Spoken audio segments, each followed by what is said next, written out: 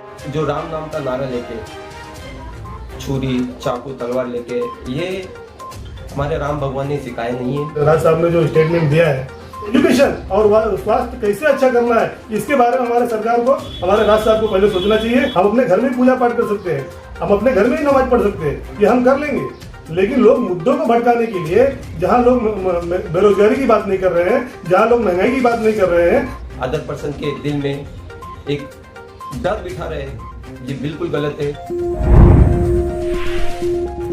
Please subscribe and share SWA news.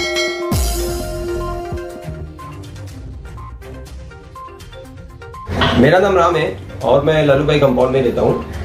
और जो देश में जो अफरा तफरी मची है, ये देश में जो हो रहा है, ये हमारे जो आदरणीय उद्धव साहब जी, हमारे CM महाराष्ट्र के, उसे मैं विनती करता हूँ कि इस पे जल्द से जल्द कार्रवाई की जाए और इस पे न्याय दिया जाए। क्या लगता है, लोग जो तलवार और चाकू दिखाते हैं रैली में, तो इसके गिरफ्तारी क्यों नहीं होती, इसके ऊपर केस क्यों नहीं बनता? सबसे पहले तो बताना चाहूँगा कि जो राम नाम का नारा लेके छुरी चाकू तलवार लेके, ये हमारे राम भगवान ने सिखाया नहीं है। चाकू छुरी लेके अपना वजूद बना रहे हैं, ये सबसे गलत है। अदर पर्सन के दिल में एक डर बिठा रहे हैं, ये बिल्कुल गलत है।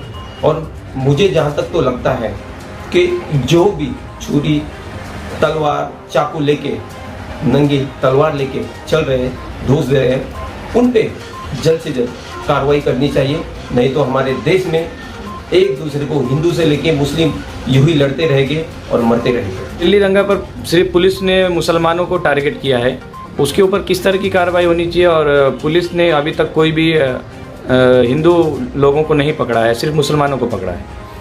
इस पर मेरी राय है कि जो मुस्लिम भाइयों को जो पकड़ा है, ये पूरी तरीके से कार्रवाई की जाए, इसकी जांच पड़ताल की जाए, उसके बाद उसे आरोपी घोषित किया जाए। बिना देखे सोचे समझे किसी पे भी कार्रवाई नहीं करनी चाहिए। दिल्ली पुलिस से ये मेरा कहना है। ये हिंदू मुस्लिम मिलके काफ़ी सालों से एक दूसरे को मिलके अच्छे त्यौहार सेलिब्रेट कर रहे हैं, ईद बना रहे हैं, शरबत बांटा जा रहा है, नियाज दिया जा रहा है, ये सब मिलके कर रहे हैं। और ये एक मैसेज है, ये मैसेज है कि हिंदू मुस्लिम हम भाई भाई है, हम भाई रहेंगे। और एक दो लाइन कहना चाहूँगा, ना मुझे वज़ू करने आता, ना मुझे नमाज करने आता, ना मुझे वज़ू करने आता, ना मुझे नमाज करने आता, सामने जब तू आता तो मेरा दीदार करने का मन चाहता। पूरे देश में, पूरे इंडिया में कई स्टेट में इस तरह का हिंसा को देखा गया है, तो उस पर आपकी क्या राय है? ये पूरे देश में जो हो रहा है, ये हिंसा हो रही है, मुझे जहाँ तक तो लगता है इस पर कड़क से कड़क कार्रवाई करनी चाहिए और रोक लगानी चाहिए। नहीं तो हमारे देश में यूं ही दंगा फसाद चलते रहेगा, हिंदू मुस्लिम यही चलते होगा। आने वाली जो पीढ़ी है, मैं एक बात बता दूं, अगर यही चलता रहा, फॉर एग्जांपल एक किसी का एक्सीडेंट है, उसमें मुसलमान भाई हो या हिंदू भाई हो, लेकिन वो फाइंड आउट देगा ये मुसलमान तो नहीं है, ये हिंदू तो नहीं है, मैं इसको बचाऊंगा नहीं, ये सबसे गलत है। क्योंकि हमारी जो पीढ़ी है उनको सिखाना है हम सब एक है, हिंदू मुस्लिम सिख ईसाई हम सब हैं भाई भाई। आप जनता से क्या अपील करना चाहेंगे, जो नौजवान लोग जो इस तरह की काम में हरकतों में शामिल होते हैं, उनको क्या मैसेज देना चाहेंगे, क्या समझाना चाहेंगे? आज के जो नौजवान हैं, मैं उनको मैसेज यही देना चाहूँगा, आप जो बढ़ चढ़कर इस खराबा को, इस जो खराबा कर रहे हो उसको तुम बढ़ावा दे रहे हो, इससे अच्छा कुछ अपने हक के लिए लड़ो, अपनी सेहत को देखो, एजुकेशन देखो, अपने देश का नाम आगे लेके चलो, हमारे माता पिता का नाम लेके आगे चलो। ये मेरा जो नौजवान है, ये मेरा उनको मैसेज है। आप किसी के भी भड़काए में ना आए, बिना देखे सोचे किसी भी ब्लेम ना करें।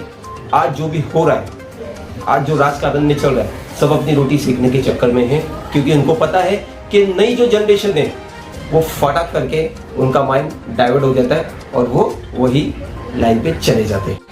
मेरा नाम विकास महेंद्र गुप्ता है, मैं लल्लूभाई कंपाउंड में स्थानीय यहाँ पे समाज सेवक हूँ। 3 तारीख को जो राज ठाकरे साहब ने कहा है, उस दिन क्या होने वाला है?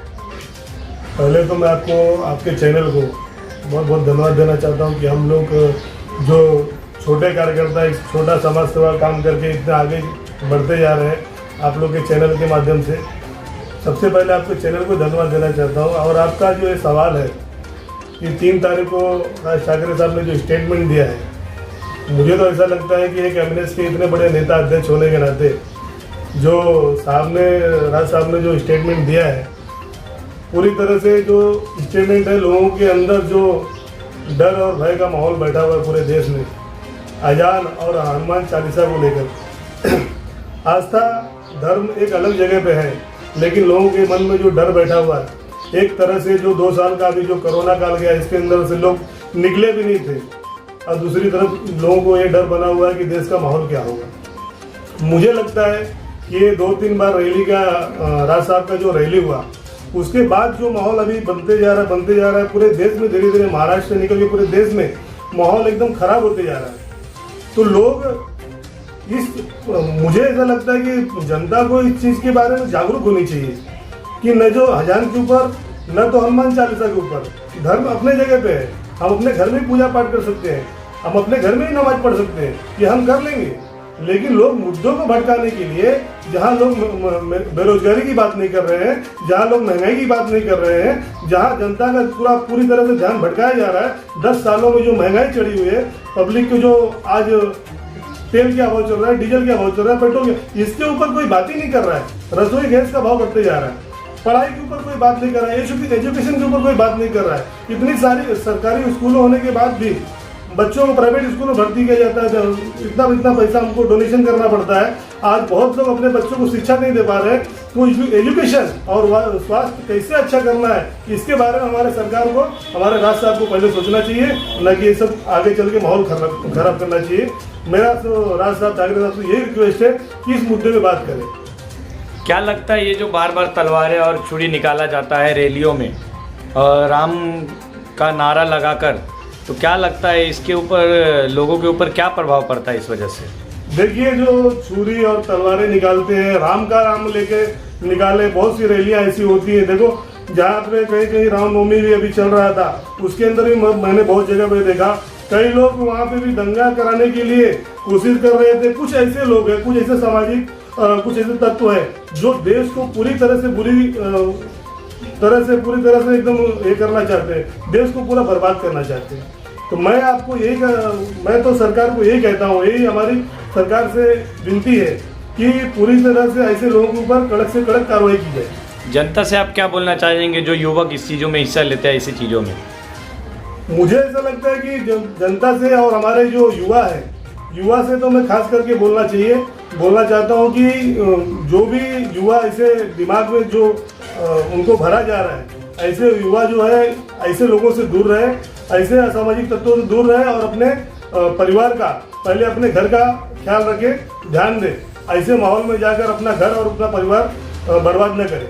क्या आज लोगों को हिस्ट्री पढ़ने की ज़रूरत है देश की हिस्ट्री है? तो मैं तो बोलूँगा कि ये डॉक्टर भीमराव बाबा साहब अम्बेडकर का देश है, जिन्होंने संविधान लिखा, और महात्मा ज्योतिबा फुले जिन्होंने देश को शिक्षा की गति के ऊपर लेके गए, जिन्होंने बाबा साहब ने जो संविधान लिखा उसके ऊपर चलने वाला देश है।